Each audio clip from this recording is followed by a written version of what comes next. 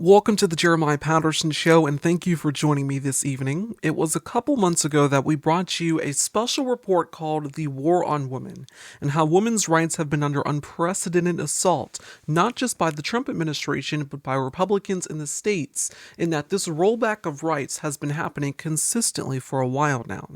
Well, tonight, in a Part 2 investigative report, we've come to analyze this very problem again.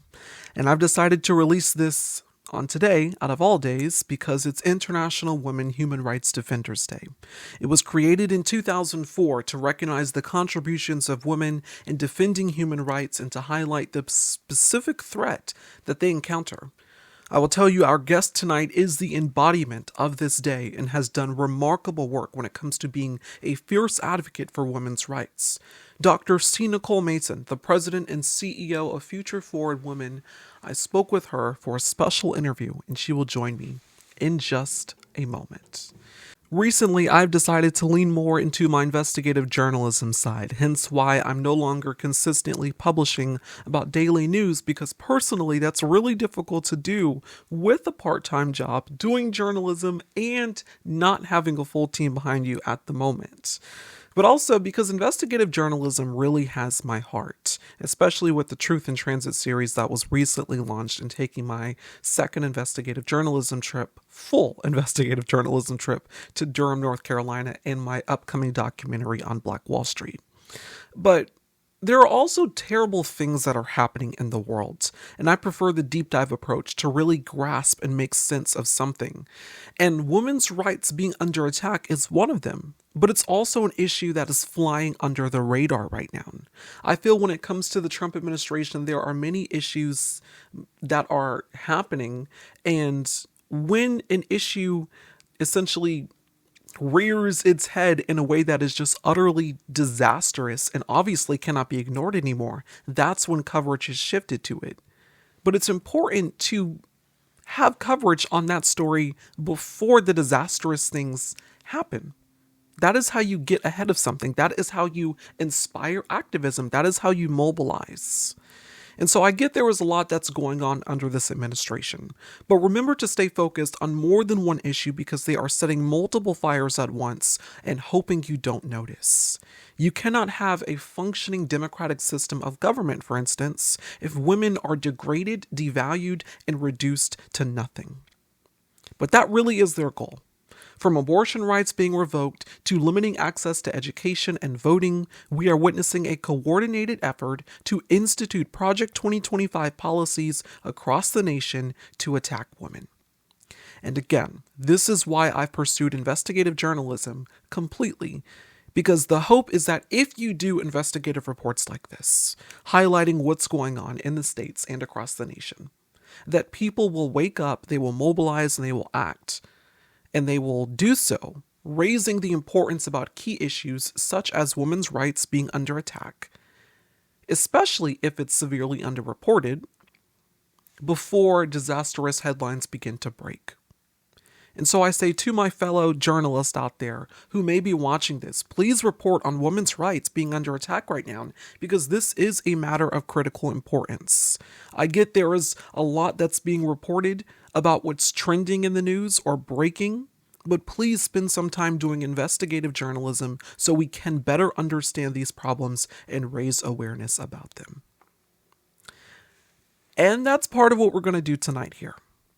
Tonight, our guest has been doing that for decades. Dr. Nicole Mason has served as the president and CEO of the Institute for Women's Policy Research and the Women of Color Policy Network at NYU's Robert F. Wagner Graduate School of Public Service. It is the nation's only research and policy center focused on women of color at a nationally ranked school of public administration. Dr. Mason was also the youngest person and woman of color to lead IWPR, one of the major inside the Beltway think tanks in Washington, D.C. As president of IWPR, her and her team played a pivotal role in successfully getting the $1.9 trillion stimulus package that expanded childcare funding and tax credits included in the American Rescue Plan Act passed under the Biden administration. She was subsequently ranked 34 by Fortune magazine as one of the world's 50 greatest leaders. She's the author of Born Bright, a young girl's journey from nothing to something in America, and she is diligently working on her second book, The Revenge of Men, Men, Women, and the Cause of Our Discontent. She serves on the boards of All of Our Kin, the Jeremiah Program, and the Dolores Barr Weaver Policy Center. Dr. Mason is now the president and founding CEO of Future Forward Women, a legislative exchange and policy network committed to building women's political, economic, social power and influence in the United States and across the world. The organization has been doing really critical and investigative work studying the attack on women's rights and the accomplishments that we're seeing for women. From their Texas-based report to their Women's Power and Influence Index, this is powerhouse work that we need to be analyzing and studying in order to get a better understanding about the fight that we are in. So today, on International Women Human Rights Defenders Day, Dr. C. Nicole Mason and I sat down for a special interview here on the Jeremiah Patterson Show, talking about the attack on women's rights, the accomplishments that we're seeing for women, and the road ahead, what that looks like in terms of hope and activism. Enjoy. Joining me now for the interview is Dr. C. Nicole Mason, the president and CEO of Future Forward Women. Dr. Mason, thank you so much for coming on the show. Thank you so much. I'm so happy to be here, Jeremiah.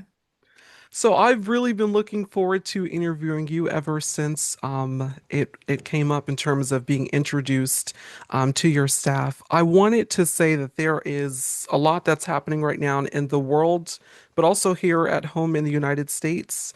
I did a special report earlier this year called The War on Women to sort of just highlight what's going on.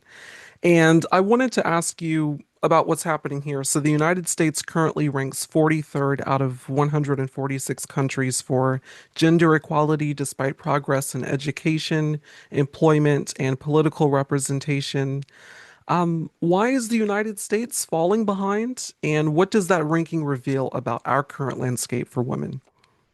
So, what the ranking tells me, first and foremost, is that we have so much work to do. It does not make any sense that the United States, with the amount of resources that it has and the gains that women have made over the years, that we are ranked 43rd among 143 countries. So when I think about the United States over the last few years, women have experienced significant rollbacks in terms of reproductive rights and health. Recently, more than 300,000 women have exited the workforce. We don't have equal pay. Women are still saddled with the majority of caretaking responsibilities in families. And like I said, what that tells me is that whatever we're doing in this moment is not working for women and families, and that we have to figure out how to do this work uh, uh, better and in a way that reflects the needs of women and families. Future Forward Women's research highlights stark differences between women in like the northern and western United States versus women in the southern and midwestern United States. When it comes to like the different regions, what explains the disparities in women's well-being and also political influence and access to opportunity? So we launched about formally about a year and a half ago, and I've been working on the idea of Future Forward for the last 3 years. And in order to understand what was happening for women across the country and their status in the US, we created a power and influence index where we looked across the US and determined where women had the most and least power.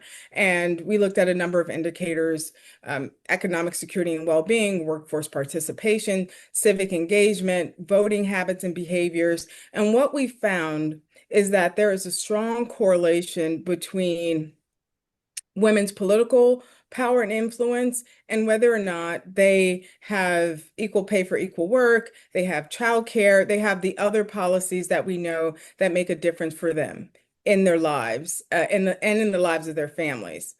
one of the things that really was a stark finding for us is that we learned that your rights, your well-being for women was directly shaped and impacted by the state that you lived in. So you could live in Maryland or New York and travel to visit your family in North Carolina or Mississippi, and you would have a completely different set of Mm. well-being. Like you would earn less, you wouldn't have access to the full range of reproductive health and rights.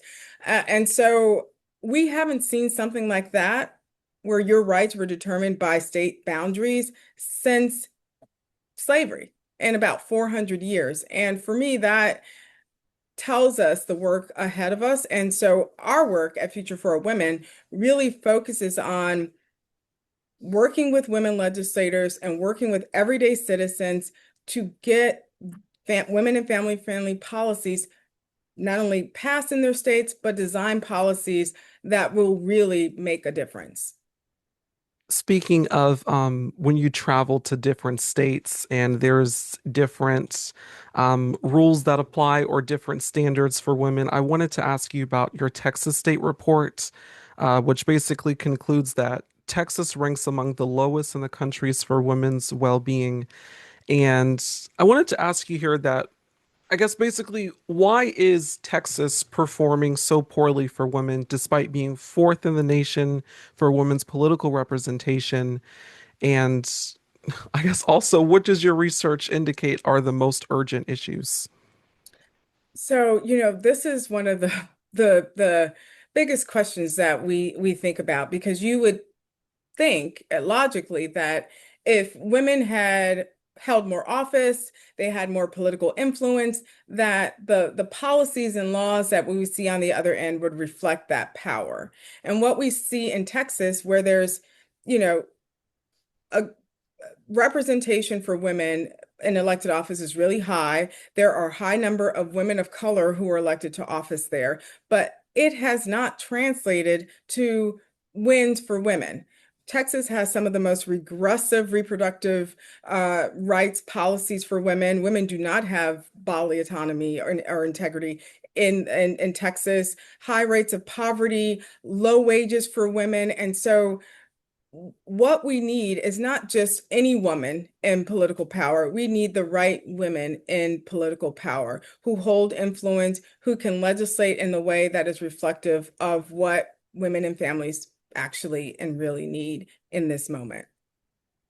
When it comes to collective organizing, um, as your organization is doing an incredible, essential, investigative reporting work, what tangible actions, like at the state, local, or community level, could be taken to reverse the crisis for women, not just in Texas, but across the nation? Absolutely. So, as you know, at the national level, there is nothing but gridlock. No really critical policies for women and families will be passed in this administration.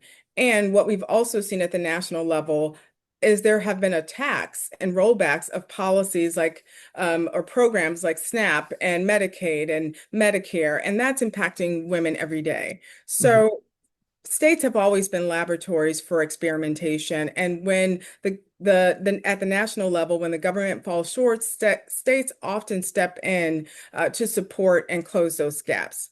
So our Future Forward Women has a legislative exchange and innovation lab where we're just not talking about the problem and the gaps that exist. We are actually showing and supporting legislators to draft and design legislation and work to get it passed in their states. Our partner, Vote Run Lead, has a really robust network of women elected officials, and we're partnering with them to get that kind of legislation in the hands of legislators and help them introduce and get it passed.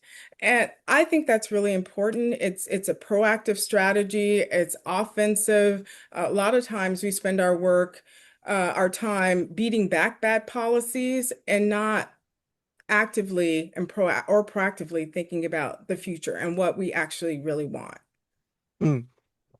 When it comes to the rollback of women's rights, as we've talked about, and we're seeing these draconian abortion bans across the country that are reshaping healthcare access, um, which is really horrifying in a sense. There was recently a situation in South Carolina where there was an abortion ban that was Republicans were trying to pass, but it failed. This abortion ban effectively would have given women the death penalty. It would have basically required you to prove effectively that you had a miscarriage or risk being arrested or risk, getting a longer jail sentence than the man who raped you. I wanted to ask you here, despite this win, which was very heartfelt here, what are the real world consequences that you're seeing for women all across the country, especially in doing these essential reports? So the real life consequences, the most dire, and we've seen headlines. One most recently, women die. They Yeah. lose their lives when they don't have access to the full range of reproductive health care, including abortion. They can die. Physicians and doctors are afraid to treat them because they're afraid of losing their license or going to jail because they're being criminalized. And um, some women have to travel out of state to receive care, so they miss work, they miss income, and we're talking about women who are may already be struggling to make ends meet. And these laws are nothing but trying to legislate women's bodies through fear and criminalization. That's it. They serve no other purpose than to criminalize women. And by the way, I want to say when I say criminalize women, criminalize the most vulnerable women, women of color, lower income women. These are the women who are disproportionately impacted by these kinds of bans. Or when you strip family planning services and uh, organizations like Planned Parenthood of their resources. So vital healthcare services um, are not able to be accessed. And then when you layer on the higher cost of healthcare because of the failure to extend the extensions in the Affordable Care Act, Mhm. it just creates a horrible, hostile environment for women, for families. And again, when we think about the dire costs of this, we can talk about women's lives, but we can also talk about women delaying care and screenings and all the things we know that allow them to live happy, healthy, and fulfilling lives. When we talk about the rollback of women's rights, when it comes to just looking ahead for the future, and even now, which is pretty quite gruesome, what must advocates prioritize to repair and to rebuild these protections? But not just to rebuild, but I guess to make things better or to effectively have new systems created that are better for making women in America feel safe and also feel like, of course, they deserve to be here. So, Jeremiah, I think the answer is really very simple. And we've been looking around for strategies, but we don't have to look too far. We actually know what we need to do. One, we need to work in coalition and connect with everyday citizens, knocking on doors and talking to your neighbors about what's going on and what's at stake. It begins really very much at a local level. Also, working for and campaigning for and electing officials. I don't care what your party affiliation is. But are you values aligned with me? Do you Hmm. want what I want? Are you going to fight for me? Are you going to make sure my basic needs are met and I can take care of my family? That is what people care about right now. The other thing I think we can do is to work state by state to not only beat back bad legislation like the piece of legislation that you mentioned, but introduce our own. Start articulating what kind of policies that we want and need in this moment. Yes, Roe fell. We know that. horrible. But in this moment, what do we need in its place? What do we need to create? What kind of protections do we need for women in this moment? That is expansive, that is inclusive, that includes gender nonconforming people, that, includes men, includes women, includes families. What kind of reproductive policies, family policies, childcare policies do we need in this moment? Articulating those, designing those, and putting those forward state by state. When we talk about paid leave, which is relatively non-existent in many states, um, and when you get down to like the gender pay gap disproportionately harming Black and Hispanic women, which strategies does your research identify to close these racialized wage gaps? And what does the future of that look like? So that's a really, really good question. So you see the ranking, our power influence index, where we rank states from 1 to 51. The District of Columbia this year held the number one spot in terms of women's power and influence. But the District of Columbia and many other states, it's a really unique case because when you lump women all together, you put them all together. Yes, the District of Columbia ranks number one, and some other Massachusetts, another one that ranks really high. But when you disaggregate for women of color and you remove them, you see that women of color, even in the top ranked states, are worse off. On every indicator of well-being, they rank low or last. So what that tells me is that when we are thinking about creating policy, creating change, we need to start with an impact analysis and benefit analysis and understand if we create this policy or design a policy, making sure that the impact and the benefit will be felt for all women. So that we're not in 10 years still talking about, yes, the pay gap is 84 cents for all women, but when we talk about Black women and Latino women, it's 64 cents, it's 53 cents or 52 cents.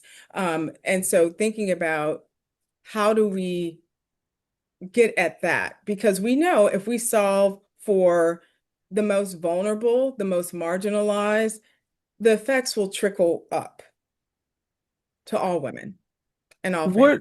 What, sorry. What role does independent media and journalists like myself and others play in advancing accurate narratives about women's rights and disparities? Because I know a lot of the times there is not just this hyper-focused um, picture on certain things that people would like to elevate as their perspective, but also this misogynistic take that we're seeing. So I believe and I know that traditional media is really in trouble. It has capitulated to the administration. Hmm. It has eliminated many of the diverse voices that most of us or many of us have relied upon to get a diverse representative take on the issues, the news of the day. And many traditional outlets are afraid of talking about what's happening and who's being, what the impact of the administration's actions are on families, communities, and frankly, most of us. Hmm. So the reason why I'm really excited about new media right now, including podcasts, including Substack, is that many of those voices that have been pushed out of mainstream media have found new homes there. Hmm. And they are also te freer to tell the truth about what's really happening and what's going on. And so, and traditional outlets are mining new media for stories, for takes, for an understanding of what's going on. So I'm really excited about the growth of new media. I don't have a lot of faith in traditional media in the way that you know, understood traditional media to be subjective, just reporting the facts, not bias, all the things we learned in civics class about the media, traditional media. And I would like to say that that is no longer the case. So new media, what you do, what I do, the writing, the reporting, and getting it out through these outlets or other mediums is actually what we need to do right now to not only continue to have diverse voices, but to save our democracy, Mhm. and also to let people know what's happening and what's going on. So new media is critically important in this moment. What gives you hope going forward in terms of breakthroughs that we're seeing in the public that others may not be aware of? I know Future Forward Women recently celebrated New Mexico's universal childcare program. So, what gives you hope going forward for women in the United States and the elevation and the improvement of those rights? So that is like a really good question, and I'm really happy to answer it today. In fact, because for the first several months of this administration, I think we're all sort of hand-wringing and sort of really worried about the direction. And Hmm. I'm still worried about the direction, but I am really, really very hopeful and optimistic. And I'm optimistic for a few reasons. I'm optimistic because of the most recent election. Um, it was phenomenal. I was holding my breath to see what would happen, but we saw some really great things happen. We saw women move into leadership, governorships in New Mexico, excuse me, not New Mexico, but Virginia and New Jersey. We also saw some historic wins at the local level for women, and it felt like a blue wave. It felt like people saying enough.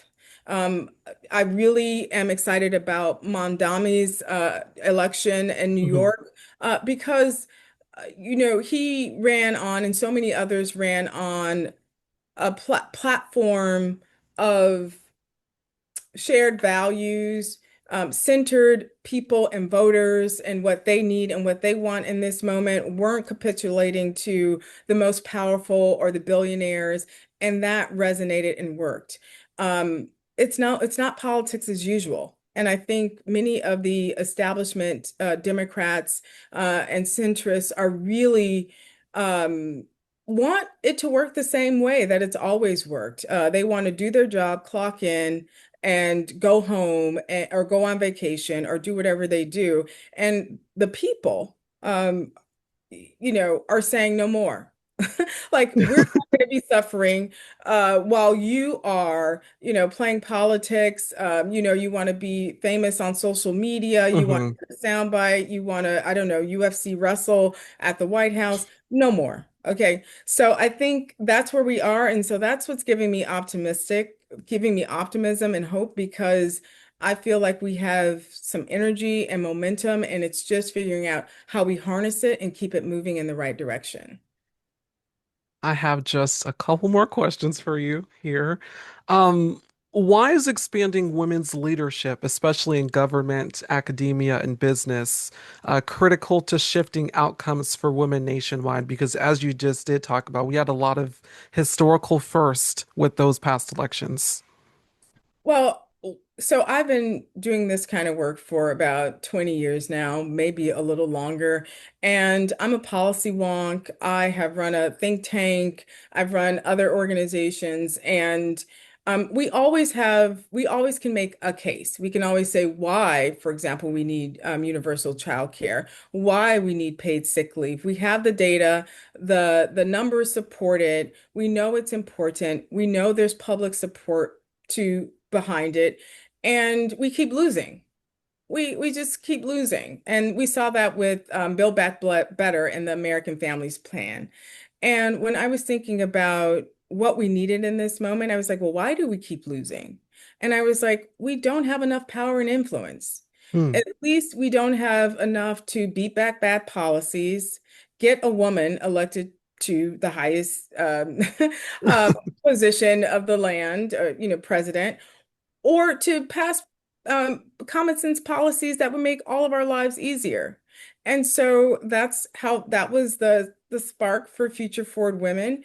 But to take it a step further, not only do we need women, values aligned women in political power and that have influence, we also need to be putting forth a proactive policy strategy, offensive, have a vision. What do we want to see? What does a model piece of legislation on universal child care look like that we can hand off and tell states and legislators to run with it? How do we do that effectively? How do we support legislators to be able to do that? We need both and. It's a both and. We need power and influence, but we also need the tools to get what we want done. What is one actionable step that every listener can take to support women's equality in their state? Well, I'm gonna cheat here. Okay. I'm going to say you can visit our website, download our reports, read, share, understand what's going on in your state with women and families. That's the first thing. The second thing I'm going to do is I'm going to say get involved. I know that it sounds crazy, but I can tell you, I always tell people, hey, call your legislator, call your this and that. And I was in bed angry about the SNAP benefits and the government shutdown. From my bed at 6 o'clock in the morning, I picked up the phone and called Chuck Schumer. All the people I need. Chuck Schumer is not my representative, but he Mm. needs to hear from me. And I told him, I don't like what you're doing. And if somebody runs against you, I will support them. You Mhm. know, and so making your voice heard and I would also encourage you to run for something, run for a local office. People think it's hard. It's really not, especially when you see what's happening. Talk to your neighbor, and just get involved. It's not that hard. 90 million people didn't vote in 2024. That's a lot of people. If we got even a fraction of those people, and you probably know people who did not vote last time around, but if we said, hey, the system doesn't work or isn't working because we're not working the system, right? Mm, So mhm. if we were working the system and let our voices get heard and be heard, it would work for us. It's not working because we are not engaging it. And so that's a chicken and the egg, or what do you do first? But I can guarantee you, just like when we do the Target boycott, that worked. We didn't really have to do anything. You just had to go into Target. You just had to not go into Target. I tell you something, I go into I have gone into the local Target because I go to the Trader Joe's upstairs. It looks horrible. Goodness. Horrible, horrible. And so if you could do that, right? So like if we can shut down Target, cause its stock to crash, cause a CEO to get fired, that was doing nothing. All you had to do was just buy your toilet paper from somewhere else. So Uh-huh. if we can do that, that shows you how much power we have if we all mobilize and we're in lockstep. We could do it. We can do it. So that's what I would say. All those actions and just, very small things too. Lastly, I wanted to ask you here about your famous TED Talk. Of course, you talked about women are often perceived as difficult, not just in the workforce, but when it comes to anything that they try to do when it's remotely ambitious or trying to break glass ceilings before that have never been broken, and talking about your remarkable story. When it comes to young women who are watching this interview or those who may feel, you know, not encouraged in their current circumstance, what advice would you give to them going forward as they look forward to their future? So my motto, people ask me this question all the time, like, what would you say? Or 3 words or a sentence, uh, you know, what would you say? And it's always just keep going. And if a door is closed, if you're having trouble or someone is telling you you don't belong, you shouldn't be doing something, that for me is the sign that that is exactly what I should be doing. Hmm. And you will have setbacks, but just keep going. And the other thing I tell myself or tell anybody, I say, well, if you get tired or if you're having a bad day or you need to think through something or you need a solution, take a nap. Take a nap. Go to bed and then wake up in the morning and start all over. And everything is always clearer the next day in the morning when you've had time and space. So, and being difficult, only women are told or said or to that they are being difficult when they want something or they're the first to try something or do something. But to me, that lets me know that I'm on the right path and I'm sometimes making the road as I walk down it. But that's what you have to do. And that's what I would say. Once again, my guest is Dr. C. Nicole Mason, the president and CEO of Future Forward Women. Dr. Mason, thank you again for coming on the show, and I look forward to having you back on. Thank you so much, Jeremiah. It was really great to meet you, and look forward to being in conversation and, seeing what unfolds over the next year, months, all of it. Once again, that was my interview with Dr. C. Nicole Mason. She is the president and CEO of Future Forward Woman, obviously doing essential work, influential work, and that is something that we definitely need more of as we continue to go into the next year of the Trump administration as 2026 approaches, doing the investigative work to highlight what's going on, the problems, the accomplishments that we're seeing, but also the areas for improvement. So it was such an honor to have Dr. Mason on the show, and I look forward to bringing her back on. This is not going to end the War on Women series. We have a special part 3 that's going to be coming out, which is extremely more in depth than the first one. But today, specifically on International Women Human Rights Defenders Day, I wanted to center and really get an advocate, a powerhouse advocate on the show to highlight what's going on in the United States and across the world. And Dr. C. Nicole Mason she was an incredible guest. So thank you very much for watching, everyone. Thank you for watching this video here on the Jeremiah Patterson Show YouTube channel. Please be sure to comment any suggestions, questions, or your thoughts on this video. If you're a fan of the show, please recommend it to your family and friends. You can also support us by donating financially, as this is independent journalism and we rely on your donations to continue this crucial work. Please be sure to subscribe to our website, tjpsnews.com, for free to become a member of the Jeremiah Patterson Show, where you'll be receiving emails. If you want to become a paid subscriber, you can subscribe at one of the options by joining the newsroom for $7.99 a year, the press corps for $75 a year, or the Founders Club for $150 a year, which includes perks such as paid subscriber-only content, as well as to have your name featured on the Founders Club wall on tjpsnews.com. Be sure to follow us on YouTube, TikTok, and Instagram. Remember to keep your eyes open, heads up, and stay focused.